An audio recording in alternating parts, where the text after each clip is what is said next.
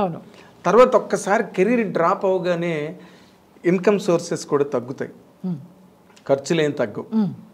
దాన్ని ఎట్లా మేనేజ్ చేసి? అది మా అక్క గొప్పతనం అండి. నాతో చల్లా సిస్టర్స్ అని నా అక్క ఒక ఆమె చేసేది, శ్రీలక్ష్మి. ఆ అమ్మాయి మెయింటైన్ చేసేదండి ఇల్లంతా. ఓకే. సో మీకు కటికి చీకట్లో కాంతిరేఖ ఆవిడ. అది చాలా బాగా మెయింటైన్ చేసేది ఇల్లు. నాకు తెలియదు ఇచ్చేసేదాన్ని, అది ఏం చేసేదో తెలియదు, అమ్మ ఏం చేసేవారో తెలియదు. మంచిగానే చేర్చి పెట్టారు. ఎప్పుడు ఆర్థిక ఇబ్బంది అనేది రాలా, గ్యాప్ ఉన్నా కూడా. ఓకే. ఆవిడ అంతా జాగ్రత్తగా పొదుపు చేసి, పోయిన డబ్బు పోయినా మీ నాన్నగారు పట్టుకెళ్ళిపోయినా మిగిలిన దాన్ని ఉన్న డబ్బుతోటి బాగానే సంసారాన్ని ఇదికొచ్చింది. Oh that is where you are saved అండి. ఆవిడని మీరు గట్టిగా నాకు తెలియదు, నేను పట్టించుకునేదాన్ని కాదు. నీ దగ్గర డబ్బు లేదు, ఏమన్నా కావాలన్నా నన్ను అడగడానికి కూడా అడిగే ఛాన్స్ లేదు. మొత్తం తీసుకొచ్చి వాళ్ళకే ఇచ్చేదాన్ని కదా. నాకంటే ఏమి ఇన్కమ్ ఉండేది కాదు, పాకెట్ మనీ ఏం పెట్టుకునేదాన్ని కాదు ఇన్కమ్ ఉన్నా కూడా. సో వాళ్ళే చూసుకునేవారు. ఇంకా నన్ను, నా దగ్గరికి అసలు ఆర్థిక ఇబ్బందుల్ని రానిచ్చేవారే కాదు. అసలు నేను దాచేదాన్నే కాదు ఒక్క రూపాయి కూడా. రెమ్యునరేషన్ తీసుకొచ్చి ఎట్లాగండి డైరెక్ట్ గా మీ సిస్టర్కి ఇచ్చేవారు? చెక్ అయితే బ్యాంకులో వేసేవారు, కొంత బ్లాక్ కొంత వైట్ ఇస్తూ ఉండేవారు, వాళ్ళకి ఇచ్చేసేదాన్ని. అమ్మ అక్క మెయింటైన్ చేసేవారు. ఓకే.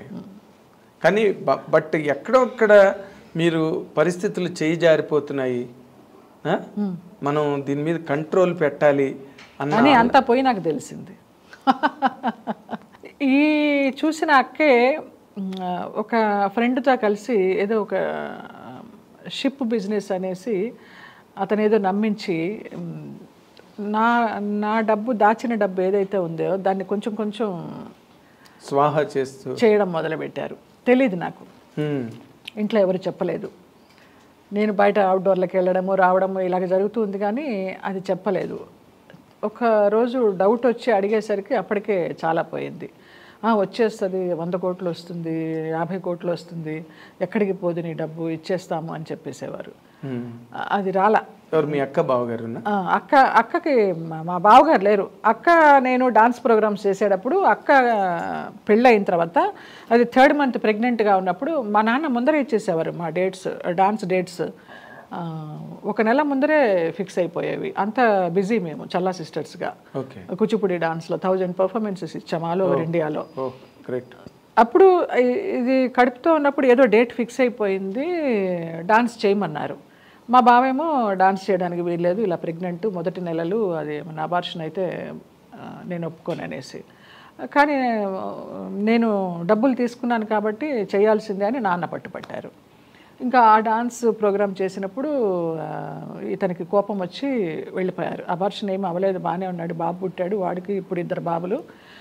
అప్పటి నుంచి తండ్రి అంటే ఎవరో తెలియదు ఆ అక్క కొడుక్కి, దానికి భర్త అంటే ఎవరో తెలియదు. ఇంకా ఏదో సర్కిల్ పరిచయం అవుతూ ఉంటుంది కదా, ఆ సర్కిల్లో ఏదో పెద్ద బిజినెస్ ఉందమ్మా, సిస్టర్ కూడా బాగా సంపాదిస్తుంది కదా, మనకి ఇన్కమ్ బాగా వస్తుందని దానికి ఏదో మాటలు చెప్పి మొత్తానికి స్వాహా చేశారు. మీతో కనీసం చర్చించలా. ఆ ఒక్క ఇల్లు మిగిలింది. ఆ ఇల్లు కూడా పోతుందని ఎందుకో ఎవరో చెప్తే విన్నాను నేను. వినేసి 99లో అమ్మ పోయింది దసరాల్లో, 2005లో నాన్న పోయారు దత్త జయంతి రోజు. వీళ్ళిద్దరు పోయిన తర్వాత వాళ్ళిద్దరిని సొంత ఇంట్లో పోనిచ్చి అక్కడే వాళ్ళకి కార్యక్రమాలన్నీ చేసి, సంవత్సరికాలన్నీ చేసి అప్పుడు ఆ ఇల్లు అమ్మేశాను. లేకపోతే ఆ ఇల్లు కూడా నాకు ఉండేది కాదు. ఆ ఇల్లు అమ్మేస్తానంటే అప్పుడు నాకు ఆడిటర్ రామ్మోహన్ రావు గారు, బ్రహ్మయాండ్ కంపెనీ, ఆయన ఇన్కమ్ ట్యాక్స్ ప్రాబ్లం వల్ల సగం నా పేరు మీద సగం అమ్మ పేరు మీద పెట్టారు. అమ్మ పేరు మీద పెట్టిన దానికి మేము సంతకాలు పెట్టమన్నారు.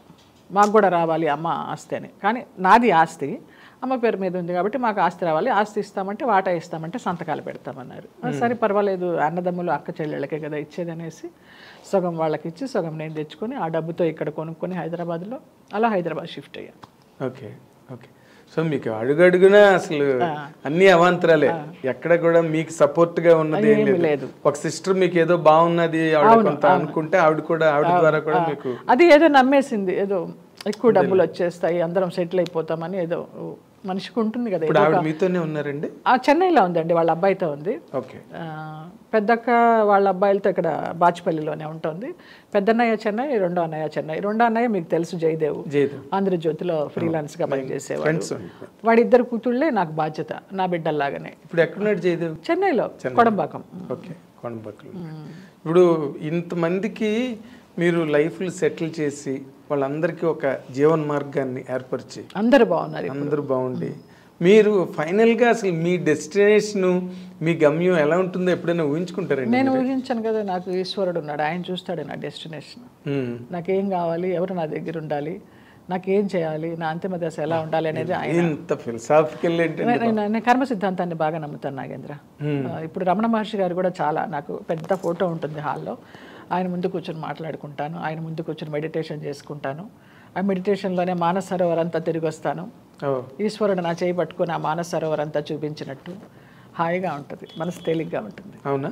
ఇప్పుడు మరి ఒకసారి మ్యారేజ్ సినిమా ఇండస్ట్రీలో ఒక మ్యారేజ్ పాడవడం అన్నది చాలా కామన్ గా మనం చూసింది. నాకు ఆ థాట్ భయపడిపోయాను నేను.